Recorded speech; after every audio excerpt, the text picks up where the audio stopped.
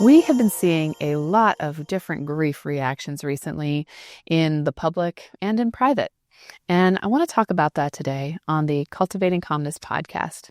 I'm Kaela Vance. Thank you for joining me today.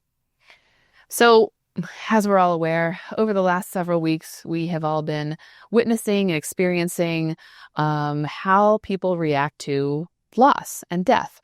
And, we have seen, I think, the spectrum out in public, for the world to see.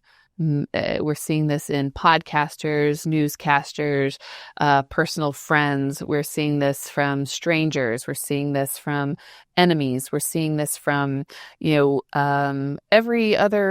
place you can possibly imagine. We're seeing grief reactions.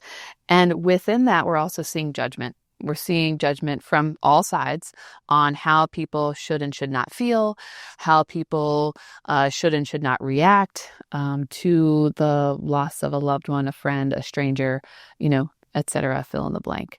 Sometimes grief can bring people together, and sometimes grief can push people apart. I know I have witnessed this personally. I've witnessed this professionally. I have witnessed this on a global scale for not only recent events, but also way past events. We recently had the anniversary of September 11th. For anybody who was alive during that time, I was in 8th grade. We saw what happened to our world and the way things changed.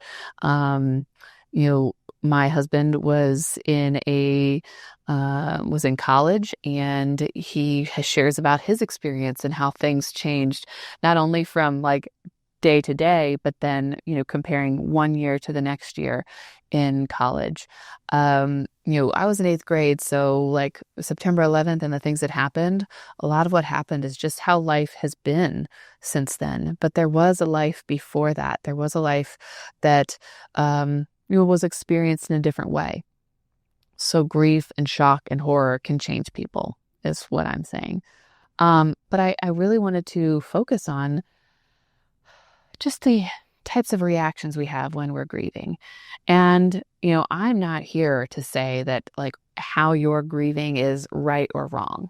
We obviously have extremes in one way or the other, and we want to be careful of those extremes as well. And, I want you to be free to cry, be angry, be numb, be happy, be frustrated, be any of the emotions. Like, it's okay to feel all of those things. It's okay to feel them all at once. That's actually pretty normal. To have ups and downs, to have good days and bad days, to have days where you think I can get through it and they're going to be okay, and other days where you just feel like I can't get out of bed. The hope is that when we're grieving and we're experiencing a loss, that the intensity of those emotions can decrease over time, that you can get through, we say like your first year is the hardest, right? But that's not saying that, okay, it's been a year, you're supposed to be over it now. Not true at all. If you watch some of my previous podcasts, right? It's been 30 years for me. And there are moments where I can have a conversation about something, about the same thing that I did my podcast episode on. And we can talk just fine. But then I sat down and I recorded that podcast, and it was like, all the stuff comes out because you're just in a different moment, your different mindset. Things can hit differently depending on where you are, what you're doing, and how you're feeling that day, or just like the circumstances. So, I just want you to be wary and cautious of the judgment that you place on other people when they are grieving, and seeing the reactions that people are having, whether it's personal and private or whether it's out there in the world for the world to see. It's okay to be angry. It's okay to want to find answers. It's okay to not want answers. It's okay to, believe it and rely and lean on your faith to carry you through.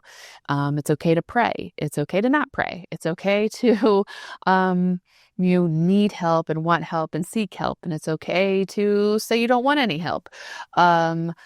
We also want to find that balance. So for people who are friends or family and are like looking on and witnessing somebody grieving, how do we support them? How do we help them through those difficult times?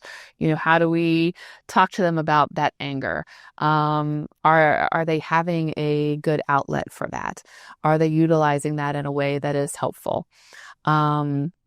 As a therapist, it's not my job to say that you're wrong with how you're grieving. No. But it is my job to help you through that, whatever that is, whatever you need to get from that. And that's not to say that I always know what's right or best for you. That's why it's a conversation. That's why it's learning from you. It's seeing, how is this helping you? And maybe whatever it is you're going through is helping. Now, if we're going to those extremes, right? Anger, am I destroying things? Am I literally setting my life on fire? Am I, isolating and losing weight and, not showering and not taking care of myself and not taking care of my needs and my home and all these things, right? Those are some of those extremes that we want to be careful of. Are you allowed to feel those things? Yes, absolutely. But there are ways that those things can be made to feel better. Sitting in that and being like, that's the only thing you're feeling and it's the only thing you're going through is not going to help you. So like, by all means, be sad. You don't have to take a shower every day. But let's get you out of your bed. Let's get you to the couch. Let's get you outside for a walk. Let's get you over to my house and we can sit on the couch there and not talk. You're being around people, not isolating, talking about things. Those are the things that we want to do. We want to see, how can we help these people? How can we help them? Not judge them. So having some of that compassion, having some of that empathy with, understanding like, hey, maybe this is just how they're grieving. And does it have to be a bad thing? Could we have a mix of both? Can we be happy and sad? Can we be angry, and want to, angry and want to find answers and, rely on our faith and know that, you say like, this is how it was meant to be, or the person's in a better place. And, those kind of phrases that people tend to use. Both of those things can be true at the same time. You can want to know and understand why somebody died. And you can also say, obviously my faith would say that this is how it was supposed to be, that this was their time. And even though I don't like it, because I miss them, I am learning to accept that. But that also makes me sad, or that also makes me angry. And yeah, maybe it was their time, but I want to know why. And I want to know how this happened, because, maybe somebody you feel needs to be punished for something, or maybe you just need an outlet to say that this is how you're going to heal. So whether that's like a cancer diagnosis, for example, and you want to know like where that came from, versus, sometimes you get the answers like, that just happens to some people. Some people want a little more than that. I had a recent experience recently with a family member that was in the hospital, and, they were suggesting treatments, and it's like, well, we can remove this organ or this part of the organ, or, we could do this transfusion, or we could do, and my brain went to, okay, but did we find out what the problem was first? Do we know what was causing the problem, or are we just going straight to like, let's do surgery? I was not content with that. I wanted answers, and honestly, I still don't have any answers to what that family member was going through. And that makes me angry. It makes me angry with our health system. That's a whole other topic of discussion. So we can talk about that some other time. But the fact of the matter is that you can have compassion and empathy and sadness and anger, frustration, happiness, all around the same loss. And so us sitting back, maybe not experiencing the loss somebody is experiencing, it's not our place to judge, but to maybe say to ourselves, what can I do about it? What can I do to help this person, if anything? It could be a note. It could be a phone call. It could be a helping hand. It could just to be non-judgmental. You know what? They're not hurting themselves. They're not in any danger. This is how they're doing it. That's okay. It wouldn't be what I would do. Or maybe we think it's not what we would do. But sometimes we can't really know how we would behave in a certain situation or circumstance until we're there. Right? You don't know how you're going to grieve until you're grieving.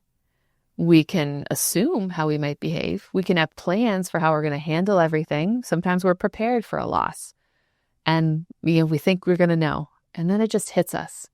That person is not there anymore. And that is going to bring up all kinds of stuff for you.